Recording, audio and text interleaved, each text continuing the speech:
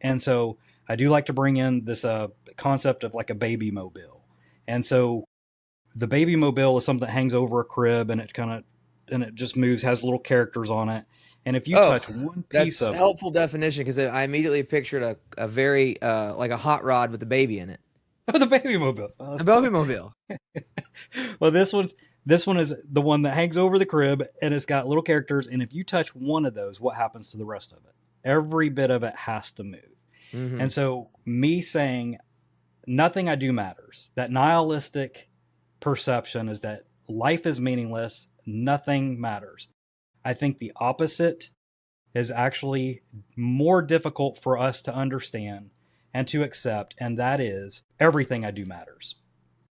Do Hmm. all things unto the glory of God. So Mm. it doesn't matter whether I'm successful or not. It's actually showing up.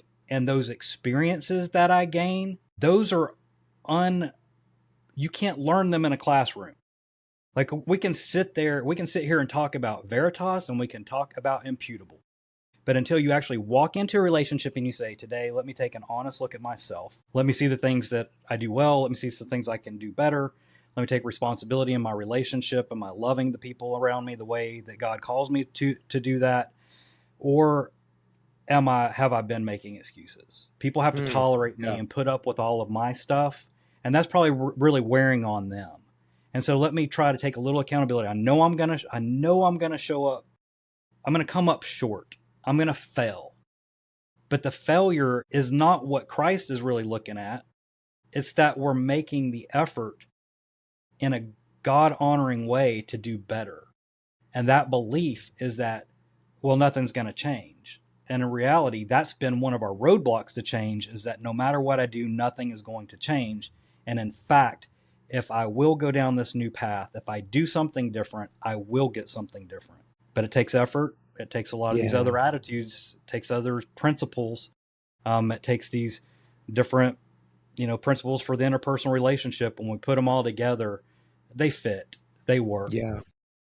Yes, that's so helpful and so good. I would just add to this to what you said. You talked initially about the unhelpful nihilism, and I would say that on the other side of the coin, in a theological, especially a reformed theological world that I exist in so often, that unhelpful determinism is the same problem. Can you expand on that?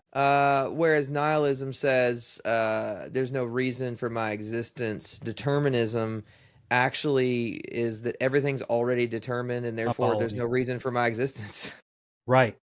I'm just a product, a robot of everything having already been every action, every mindset, every thought having already been determined. And so it really doesn't matter what I do because God knows, and so therefore, why should I even do it? And what you said is an antidote to both of those things. The nihilism, which is just essentially the world's a big bang and evolution happened, and I'm a product of biological consequence, and I will return to dust. By the way, from whence I came.